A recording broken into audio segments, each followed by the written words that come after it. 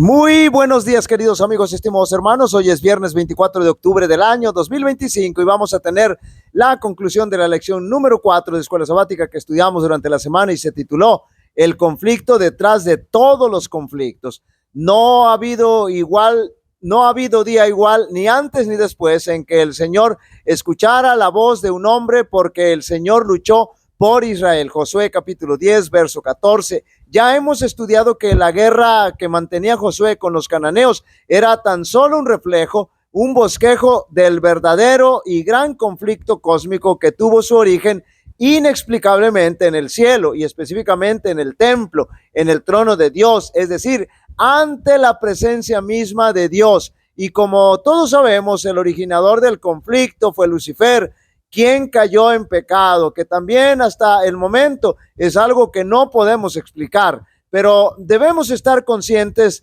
que toda manifestación de guerras, acciones violentas, terroríficas, todo lo malo que hace sufrir al ser humano, son el reflejo del conflicto cósmico entre las fuerzas del bien y del mal, entre Cristo y Satanás.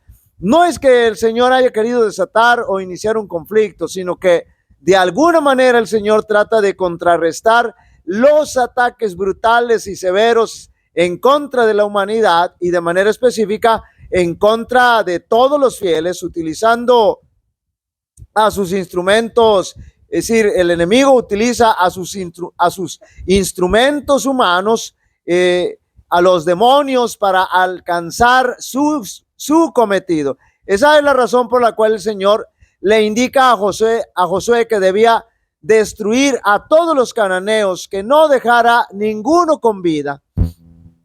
Y aunque al principio no fue el plan de Dios que su pueblo peleara contra los enemigos, pero debido a su falta de fe, el Señor, en ocasión de la conquista de Canaán, permite que luchen, que guerren, pero si se lo permitían, el pueblo se lo permitía, si confiaban en él, siempre les daría la victoria, porque a pesar de todo, si le permitían, el Señor pelearía por ellos y entonces les daría victorias. La aniquilación de los cananeos por orden de Dios fue un acto de amor y justicia a favor de los fieles, porque a los cananeos ya se les había dado muchas oportunidades y todas las habían despreciado. En la siguiente lección que vamos a estudiar, vamos a ver que no era el plan de Dios destruir, nunca ha sido el plan de Dios destruir al pecador, sino redimirlo, pero lo vamos a ver en la próxima lección.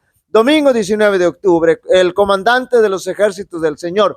Como ya hemos dicho antes, la evidencia bíblica nos indica que el comandante de los ejércitos del Señor es nuestro Señor Jesucristo, y de hecho, esa no fue ni la primera ni la última vez que el Señor Jesucristo se manifestaba cerca del pueblo de Dios. Siempre lo había hecho y lo continuó haciendo antes de encarnarse. Sin embargo, la pregunta es, ¿para qué se le presenta a Josué en esa ocasión? Y en ese preciso momento, lo que podemos decir que los planes de Dios son perfectos, no se adelantan ni se atrasan, todo ocurre cuando deba de ocurrir. Y en esa ocasión el pueblo estaba a punto de entrar a luchar para conquistar a Canaán, y debían tener la plena confianza de que iban a obtener la victoria. No se podía repetir la primera historia de chasco y fracaso con la primera generación. Esta nueva generación debía lograr la victoria, y por eso el Señor se le aparece, para que estén seguros que el Señor está luchando a su favor. Y cuando Josué reconoce que es Cristo Jesús, que es Dios el que se le manifiesta, adoró a Jesucristo, a Miguel, el gran guerrero. Lunes 20 de octubre, guerra en el cielo.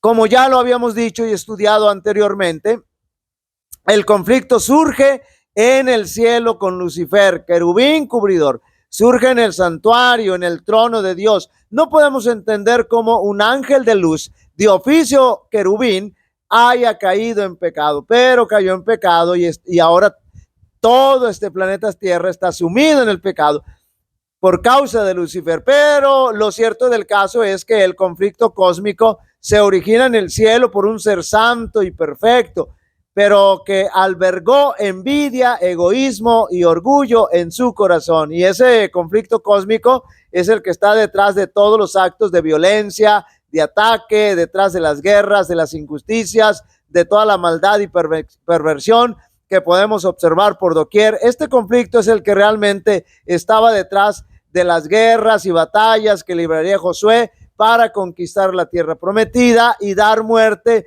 a todos los habitantes de esa región, entre comillas, por supuesto, porque el Señor así lo había ordenado. No es que Dios sea un monstruo, sino que finalmente las consecuencias del pecado y la rebelión habrían de llegar, pero repito, no era el plan de Dios destruir a los cananeos.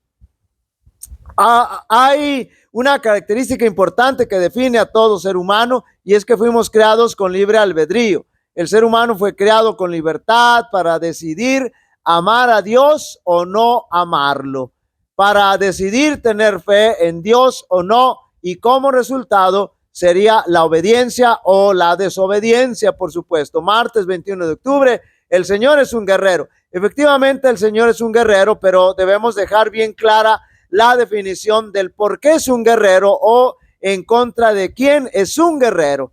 La historia bíblica nos deja ver que el plan primario de Dios era que su pueblo no enfrentara al enemigo físicamente, pero la falta de fe de su pueblo permite que el Señor ahora cambie de estrategia. Recordemos que las promesas del Señor son condicionales y que es en base al cumplimiento de las condiciones es que se cumple la promesa. De lo contrario, el Señor tiene que ajustar sus planes, y este fue el caso.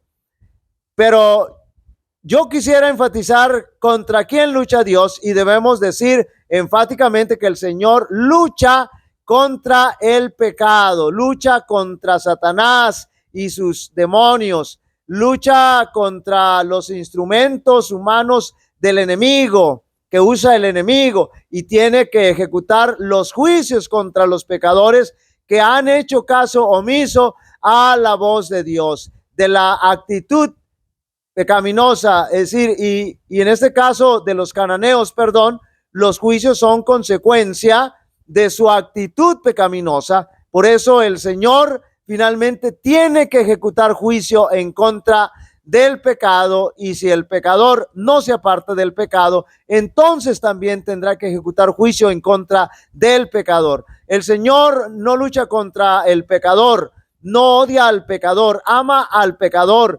porque desea redimirlo, pero si el pecador no se quiere apartar de sus pecados, tendrá que ser destruido con y por sus pecados. El Señor quiere salvarnos de nuestros pecados, no con nuestros pecados. Y si persistimos en el pecado, seremos destruidos junto con el pecado, no porque el Señor así lo quiera, sino porque el mismo pecador empedernido así lo ha decidido. Miércoles 22 de octubre, el Señor luchará por ustedes.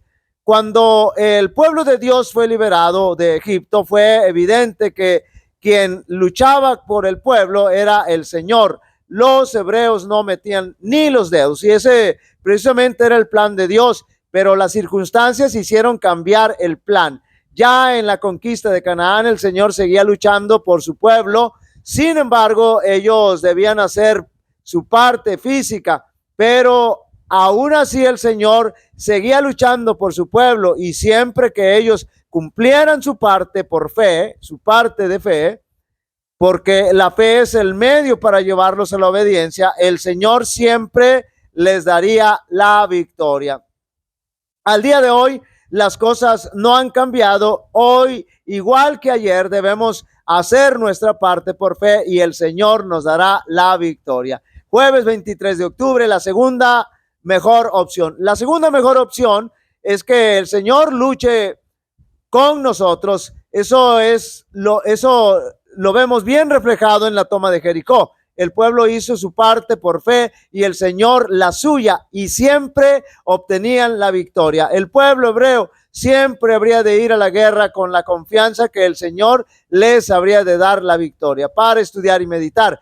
Cuando la rebelión contra la autoridad de Dios surgió en el universo, solo existían dos opciones. Dios dejaría de ser lo que es de manera esencial, inmutable y eterna, y entregaría el liderazgo de todo el universo a una de las criaturas rebeldes, o seguiría siendo el Padre Santo, justo, amoroso y misericordioso de todo lo que existe. La Biblia presenta la segunda opción como la elegida por Dios y, en consecuencia, el inevitable choque entre su poder y las fuerzas del mal. Cuando los poderes políticos o sociohistóricos asociados a la fuerza cósmica caóticas y rebeldes, manifestaron la misma actitud desafiante contra Dios, Él, como Señor soberano del universo, intervino. La representación de Dios como guerrero se convierte en una prefiguración de esa victoria definitiva que pondrá fin al conflicto cósmico en curso entre el bien y el mal. Además, las guerras libradas por el antiguo Israel por orden de Dios no solo reflejaban el conflicto cósmico, sino que formaban parte de él como una anticipación histórica del juicio de Dios al final de los tiempos. Dios les había dado el privilegio y deber de entrar en la tierra en el tiempo que se les indicaría, pero debido a su negligencia voluntaria se les había retirado ese permiso. No quería él que obtuvieran posesión de la tierra por la guerra, sino mediante la obediencia estricta a sus mandamientos. Queridos amigos y hermanos, cuando estamos conscientes del gran conflicto cósmico que se libra en nuestro medio, podremos estar conscientes de que todo lo malo que vemos a nuestro alrededor, no solo guerra o violencia, sino todo lo malo que hace sufrir al ser humano, guerras, violencia, enfermedad, pobreza, fenómenos naturales, etcétera. Es decir, todo aquello que atenta contra el bienestar del ser humano, todo eso es un conflicto, pero debemos estar confiados porque en ese conflicto no estamos solos. El Señor pelea por nosotros. Estad quietos y veréis mis maravillas, dice el Señor. Jehová te bendiga y te guarde. Jehová haga resplandecer su rostro sobre ti y tenga de ti misericordia. Jehová alce sobre ti su rostro y te dé paz. Y pondrán mi nombre sobre los israelitas y yo los bendeciré. Dios bendiga a cada uno de vosotros.